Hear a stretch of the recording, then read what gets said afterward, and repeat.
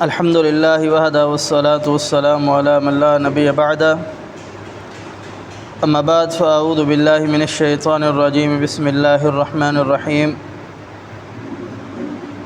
وربک الغنی ذو الرحمۃ یشاء یذہبکم ویستخلف من بعدکم ما یشاء کما انشأکم من ذریۃ قوم آخرین۔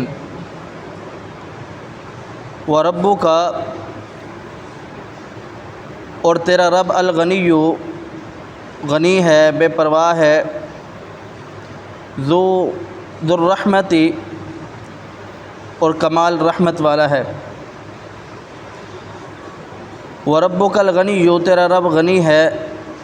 جناب ابو ذر غفاری رضی اللہ تعالی عنہ بیان فرماتے ہیں کہ رسول اکرم صلی اللہ علیہ وسلم نے فرمایا، اگر دنیا کے اندر جتنے بھی جن و انس ہیں، ابتدا سے لے کر انتہا یعنی ان کی شروعات سے لے کر جب سے پیدا ہونا شروع ہوئے ہیں اور جب تک قیامت نہیں آتی جو پیدا ہوتے رہیں گے، سارے کے سارے مل جائیں اور اس شخص کی طرح ہو جائے جو اس دنیا کے اندر سب سے زیادہ مطیع، فرما بردار، تابع دار ہے، تب اللہ رب العالمین کی بادشاہت کے اندر ذرہ برابر بھی اضافہ نہیں ہوگا۔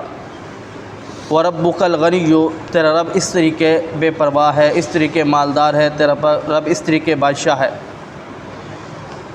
اور دنیا کے اندر جتنے بھی جن و انس ہے، ابتدا سے لے کر انتہا یعنی پیدائش سے لے کر شروع دنیا سے لے کر جب تک قیامت نہیں آ جاتی اس وقت تک جتنے پیدا ہو گئے ہیں یا پیدا ہونے والے ہیں، سارے کے سارے مل کر کے اس شخص کی طرح ہو جائے جو اس دنیا کے اندر سب سے زیادہ شقی، بدبخت، سب سے زیادہ گناہ گار انسان ہے، تو تیرے رب کی رحمت کے بادشاہت کے اندر ذرہ برابر بھی نقص پیدا نہیں ہوتا۔ اس طریقے تیرا رب غنی ہے، بے پرواہ ہے۔ فرمایا ذو الرحمت اور کمال رحمت والا ہے کہ تم جو عبادت کرتے ہو تم اپنے لیے کرتے ہو، تمہارے رب کی بادشاہت میں اسے کچھ ذرہ برابر بھی فائدہ یا نقص نہیں ہوتا، تو تب بھی تمہارے فائدہ ہونے یا نہ ہونے سے اس کے باوجود اللہ رب العالمین تم پر رحمت کرتا ہے۔ یہ ہے اللہ رب العالمین کی رحمت۔ جناب رسول اکرم صلی اللہ علیہ وسلم کی حدیث ہے، آپ علیہ السلام نے فرمایا کہ اللہ رب العالمین نے 100 رحمتوں کو پیدا فرمایا، 100 رحمتیں، اور 100 رحمتوں میں سے ایک رحمت کو اللہ رب العالمین نے دنیا کے اندر تقسیم کیا، کیڑوں میں، مکوڑوں میں، جانوروں میں، جانداروں میں، انسانوں میں، سب میں ایک رحمت کو تقسیم کیا۔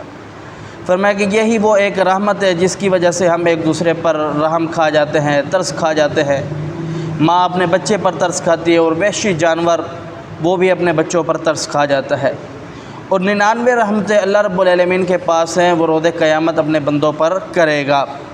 فرمایا ان یشاء یذہبکم اگر وہ رب تعالیٰ چاہے تمہیں لے جائے، مٹا دے، ویستخلف من بعدکم اور تمہارا جانشین بنا دے، من بعدکم تمہارے بعد، ما یشاء جسے چاہے۔ اس پر مفسرین کی 2 آراء ہے۔ پہلی یہ ہے کہ اللہ رب العالمین تمہیں ختم کرے، جس طریقے تمہارے سے پہلے تمہارے باپ داداؤں کی قوم تھی ان کو عذاب میں مبتلا کیا، انہیں ختم کیا، پھر دوسری قومیں لے کر کے آئے۔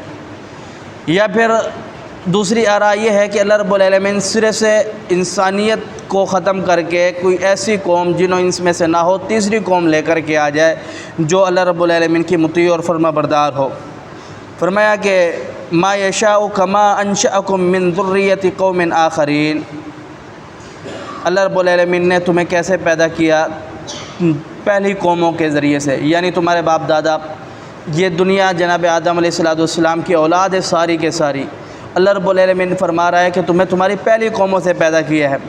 اور اس آیات مبارکہ میں اللہ رب العالمین نے اپنی کبریائی، بادشاہی، بڑائی کو بیان فرمایا اور انسان کو سبق سکھلایا کہ اس بات کی طرف آ جاؤ کہ روز قیامت تمہیں اللہ رب العالمین کے پاس آنا ہے، اور اس کو مد نظر رکھتے ہوئے اپنی زندگی کے اندر جو اعمال کیے جانے ہیں اس کو اچھا بنا لو۔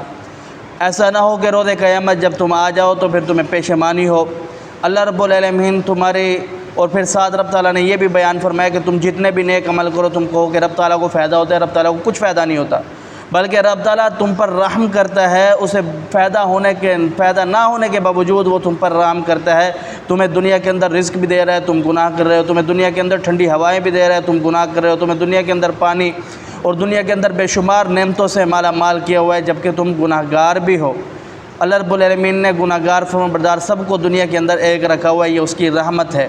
تو اللہ رب العالمین بیان فرما رہا ہے کہ اس کو سمجھو اور روز قیامت اور روز محشر کے دن کی تیاری کرو۔ اللہ سمجھنے عمل کی توفیق دے۔ قول قولی ھذا استغفر اللہ لی ولکم ولسائر المسلمین۔